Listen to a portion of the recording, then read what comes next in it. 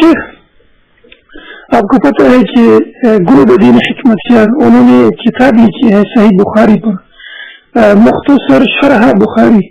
انہوں نے کہا ہے کہ لوگ کہتے ہیں کہ بخاری میں تمام حدیثیں صحیح ہے، تو انہوں نے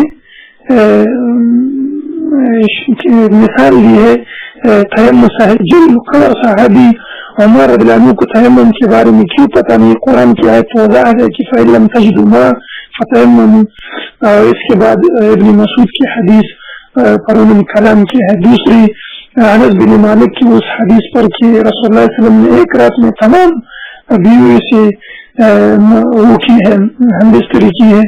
اس حدیث پر کلام کیا ہے کہ کتاب المغازی میں ہے کہ سماع الموتى اس کے بارے میں، اور انہوں نے بہت ختم سے مجھے میں نے صرف 30 پیج پڑھی اور اتنے انہوں نے کوٹیشن دی، اور اگر کسی کے پاس علم نہ ہو تو آتمن کسی کو شبہات ہو سکتی ہے. تو شیخ ان حدیث پر آپ کلام کرے تھوڑا. عمر رضی اللہ عنہ کی تیمم کے بارے میں، رسول اللہ صلی اللہ علیہ وسلم کی ایک رات میں تمام بیوی سے ہمبستری، اور کتاب المغازی میں ابن عمر اور عائشہ رضی اللہ عنہ کی حدیث. عائشہ رضی اللہ کہتی ہے کہ ابن عمر نے سینوئی کا کو مرد نہیں سن سکتے. میں آپ کو سوچتا ہوں. السلام علیکم. جی وعلیکم السلام ورحمۃ اللہ. یہ بات آپ کی میں نے سن لی ہے. یہ کتاب میں نے نہیں دیکھی. یہ مختصر شرح بخاری کے نام سے جو گلبدین حکمت یار کی کتاب ہے یہ میں نے دیکھی نہیں ہے. آپ ایسا کریں کہ اگر پاکستان میں آپ کا کوئی دوست ہو تو اسے کہیں کہ مجھے اس کا ایک نسخہ بھیج. اس کے بعد یہ ہے کہ صحیح بخاری پر اگر اس نے حملہ کیا ہے نا حکمت یار نے، تو یہ کوئی عجیب بات نہیں ہے. یہ شروع سے یہ صحیح بخاری کو بعض لوگ جو ہیں برا کہتے آئے، کیونکہ صحیح بخاری کی جو حدیث ہے یہ ان کے لیے جب رکاوٹ بنتی ہے تو صحیح بخاری پر حملہ کرتے ہیں. اور بدقسمتی سے بہت سے لوگ ایسے حنفیوں میں موجود ہیں. حالانکہ حنفیوں کے جو علماء ہیں بڑے، مثلا عینی، مثلا ملا علی قاری، یا دیوبندیوں کے جو بڑے علماء ہیں مثلا نانوتوی صاحب، گنگوئی صاحب، تھانوی صاحب، اور اسی طرح بریلیوں کے جو علماء ہیں مثلا احمد رضا خان بریلی، یہ سارے صحیح بخاری کو مانتے تھے، ماننے کا دعویٰ کرتے تھے. تو یہ لوگ اپنے ان اکابر کے خلاف چل کے صحیح بخاری کو برا کہتے ہیں. تو بھئی اس وقت انشاءاللہ یہ خود دلیل ہوتے رہیں گے. اب مسئلہ یہ ہے کہ صحیح بخاری کے اندر جتنی حدیثیں ہیں نا رسول اللہ صلی اللہ علیہ وسلم کی حدثنا کے ساتھ، تو وہ ساری صحیح ہے.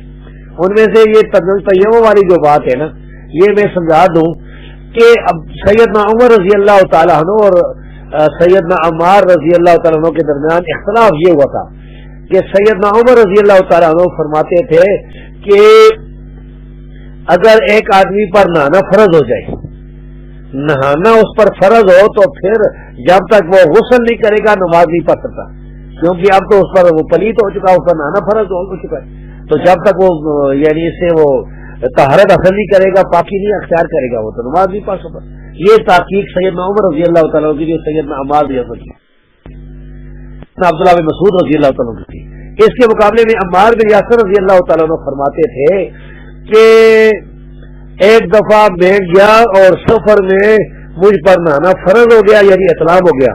تو پھر میں نے کیا کیا کہ ایک جگہ وہ جا کے نا دور، یعنی ٹیلے کے پیچھے جا کے کپڑے اتار کے وہ ریت میں جو ہے وہ جانوروں کی طرح لپٹیاں جو ہے وہ کھاتے رہے، اور سمجھتے تھے کہ جس طرح تیمم آدمی کر لیتا ہے تو اب مٹی لگ گیا جسم کو تو نہانا بھی ہو گیا، پانی ہوتا نہیں وہاں پر.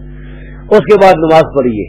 تو سیدنا عمر رضی اللہ تعالیٰ عنہ کو یہ حدیث معلوم نہیں تھی، انہوں نے اسے تصدیق اس دور میں. تو یہ اختلاف تھا. اب اگر کوئی کہے کہ بھائی قرآن میں اس کا موجود ہے، تو قرآن میں واضح طور پر جنبی کے بارے میں تیمم کرنے کی کوئی آیت نہیں ہے.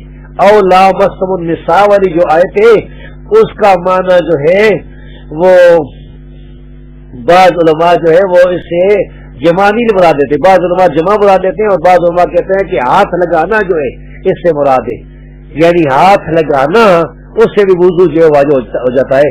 یہ تحقیق عبداللہ بن مسعود کی تھی اور دوسرے علماء کی تھی. تو یہ تیمم والا اعتراض تو جو ہے صحیح نہیں ہے.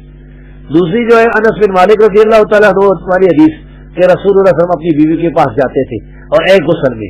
تو ظاہر ہے کہ بیویوں کے پاس جانا جو ہے یہ تو حرام نہیں ہے. ایک آدمی نے شادی کی، اس کی 4 بیویاں ہیں، تو رات کو چاروں بیویوں کے پاس چلا جاتا ہے تو ٹھیک ہے، یہ جائز ہے. اگر رسول اللہ صلی اللہ علیہ وسلم نے سیدنا انس رضی اللہ تعالیٰ کو بتا دیا تھا کہ میں جواب بھی کرتا ہوں تو ٹھیک ہے، بیوی کے ساتھ جو شوہر کا جمع ہے یہ تو جائز ہے، یہ تو حلال ہے۔ اب رسول اللہ صلی اللہ علیہ وسلم کی جو طاقت تھی وہ 40 آدمیوں یا 7 آدمیوں کی تھی، تو یہ تو 11 بیویاں یا 9 بیویاں ہیں اور ایک وقت میں، تو اگر وہ آپ کی زیادہ بیوی ہوتی تو بھی ان کے لیے تو کوئی مسئلہ نہیں تھا۔ سیدنا سلیمان علیہ السلام کی جو ہے وہ زیادہ بیویاں تھیں، تو اس لیے ان کے پاس چلے جانا، بیوی کے پاس، اپنی بیوی کے پاس جانا یا ساری بیوی کے پاس جا کر ایک غسل کرنا، تو یہ اس کا مطلب ہے کہ بھائی اگر کوئی آدمی جمع کرتا ہے اور اس کے بعد مثلا اپنی بیوی کے ساتھ دوبارہ جمع کرتا ہے تو ان کے درمیان غسل کرنا یہ ضروری نہیں ہے، بلکہ وضو ہی کر رہے تو یہ جائز ہے۔ یہ اس قسم کا مسئلہ تھا، تو یہ بھی اعتراض گل بدین صاحب نے اگر کیا تو اس کا غلط ہوا۔ مردہ نہیں سنتے یا وہ، تو اس میں دونوں طرح کی بات ہے۔ وہ جو اصحاب بدر والے جو کافر تھے جو بدر میں مارے گئے تھے، انہوں نے رسول اللہ صلی اللہ علیہ وسلم کی بات سنی تھی، یہ خاص واقعہ ہے، اور امی عائشہ صدیقہ رضی اللہ تعالیٰ سے فرماتی ہے کہ مردے نہیں سنتے، یہ عام قاعدہ ہے۔ تو بھائی ٹھیک ہے، مردہ نہیں سنتا لیکن وہ خاص بات سن لی تھی، تو یہ اس طریقے سے تفصیل ہو جاتی ہے، کوئی بھی ایک دوسرے کے پاس جرا نہیں ہوتی۔ تفصیل کے لیے وہ اگر کتاب آئے گی تو ہم دیکھیں گے۔ ایک اور کتاب ہے صحیح بخاری کا مطالعہ، وہ ایک منکر حدیث نے کتاب لکھی ہے صحیح بخاری کا مطالعہ، اس کا جواب جو ہے وہ ہمارے ایک دوست ابو یحییٰ نور پوری جو انہوں نے لکھا ہے، ابھی چھپا تو نہیں ہے، وہ السنہ میں چھپ رہا ہے، لیکن وہ جواب میں نے پڑھا ہے، بہت عظیم الشان جواب ہے، اور اس میں تیمم والی اعتراض بھی کیا تھا اس نے، اس کا بھی انہوں نے جواب دیا ابو یحییٰ صاحب نے۔ بس وہ کتاب پڑھنے کے قابل ہے، بلکہ اگر وہ ابو یحییٰ صاحب اس کو دے دیں یہاں پر، جس طرح آپ نیٹ پر تو اور لوگوں کو بھی فائدہ پہنچے گا۔